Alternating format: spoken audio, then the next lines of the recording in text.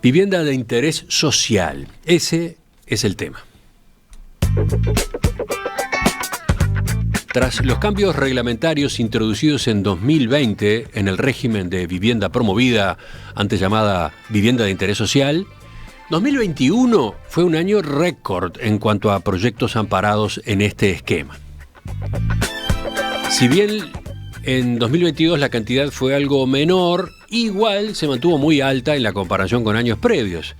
Y al menos hasta agosto de este año, los datos de la Agencia Nacional de Vivienda muestran también un dinamismo importante, una suba de 10% en la cantidad de proyectos promovidos bajo este régimen frente al mismo periodo de un año atrás. Con ese telón de fondo, hoy el análisis económico va a repasar cómo viene siendo el uso de este instrumento y cómo puede impactar sobre la actividad de la construcción en los próximos meses. Estamos con la economista Delfina Matos, de Exante. Delfina, ¿qué tal? Buen día, ¿cómo estás? Buen día, muy bien, ¿ustedes? Delfina, si te parece, empecemos por comentar los números disponibles para este año, algo adelantado Emiliano recién, ¿no? Profundicemos en eso, a ver, ¿cuántos proyectos de vivienda promovida se vienen registrando?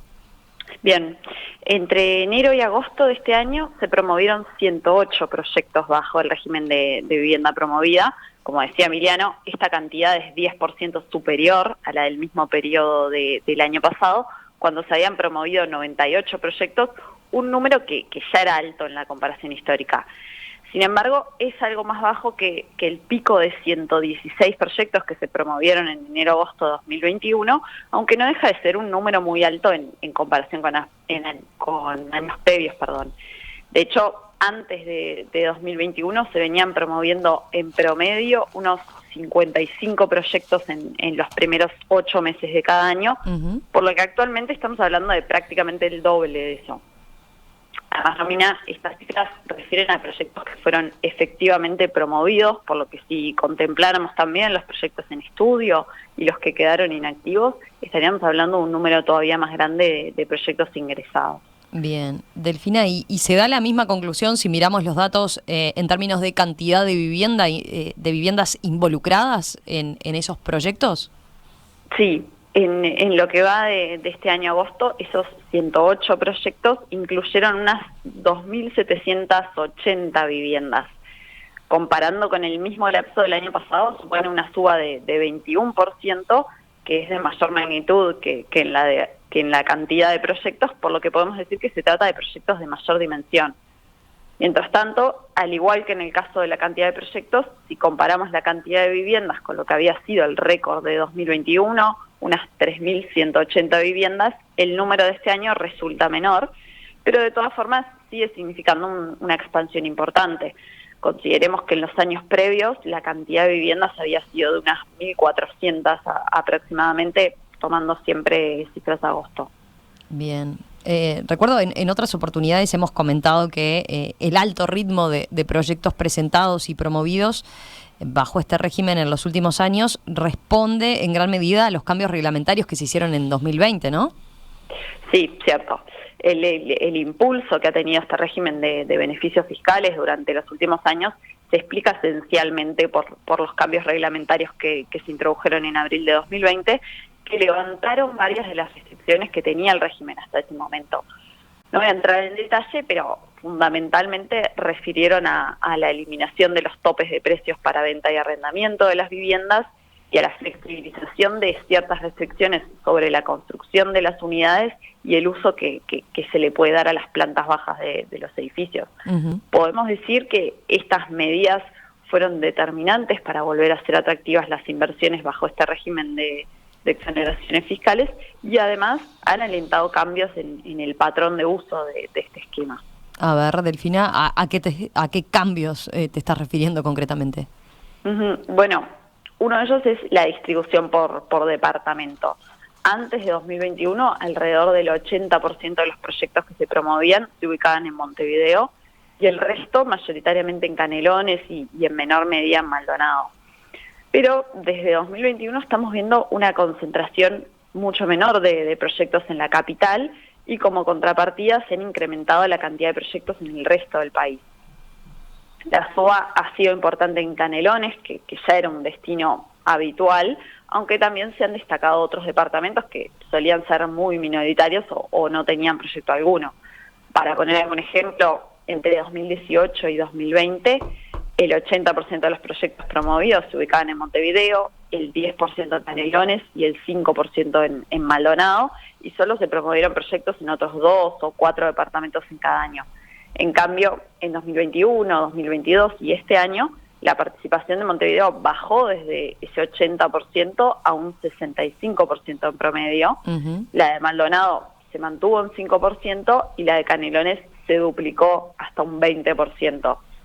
También se promovieron proyectos en varios departamentos más, entre el 5 y 9%, 9 departamentos en cada año, destacándose Paysandú, Florida, Colonia y Salto.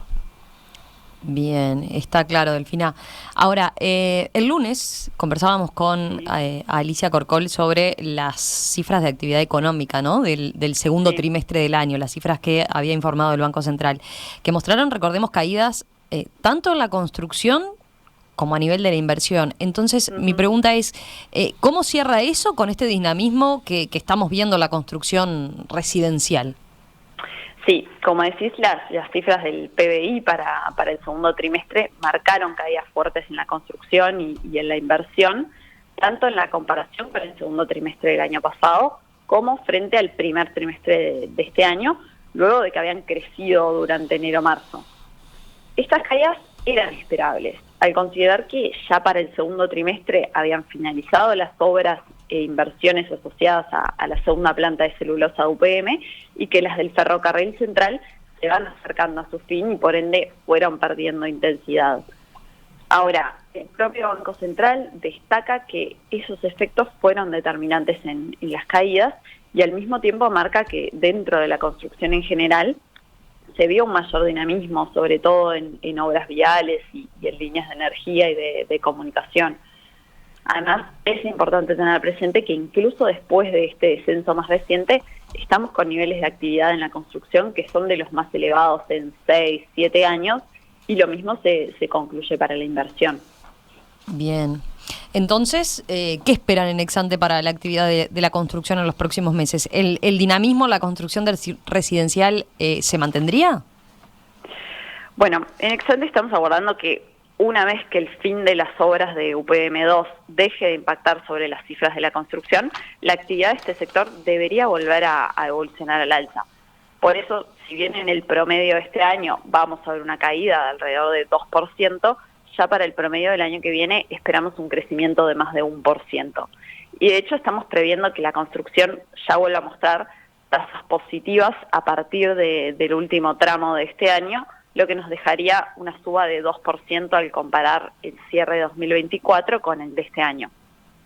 En este pronóstico contemplamos sí que se mantendría un buen dinamismo a nivel de la construcción residencial, en línea con lo que veníamos hablando de proyectos de vivienda promovida, pero también con más construcción en proyectos no amparados en ese régimen, y también un buen dinamismo a nivel de obras viales que están en agenda. Hoy no lo comentamos, pero también la inversión empresarial amparada por el régimen de promoción de inversiones, es decir, los proyectos promovidos por la COMAP, ha venido mostrando un buen dinamismo y muchos de ellos suponen actividad de construcción.